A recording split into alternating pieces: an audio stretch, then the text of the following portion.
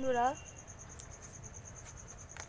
আমি এইখানে কতগুলো বেগুন গাছ বসিয়েছিলাম। তো আমার ইঁদুরের কি অবস্থা করেছে। এত বড় বড় ইঁদুর ছাদে উঠে আমার বেগুন গাছ খেয়ে ফেলেছে। ধনেপাতাও বসিয়েছি, সেগুলো সব নষ্ট করে দিয়েছে।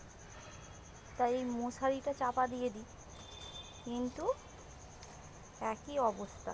মশারির ভেতর দিয়ে কি করে ঢুকে আমার সব গাছ নষ্ট করে দিচ্ছে। মানে কি করব আমি, ইঁদুরের জ্বালায় কিচ্ছু ভেবে পাচ্ছি না।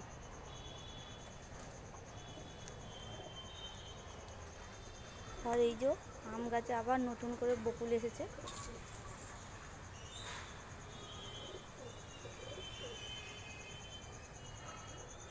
আজকে কিছু আমি নতুন গাছ এনেছি।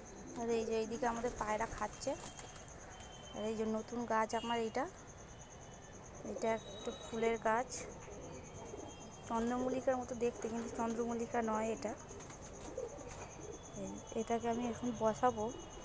আর এই যে এইটা কি গাছ, কেউ যদি জেনে থাকো, এই যে সব লাল পাতা, এগুলো একটুখানি আমাকে বলো।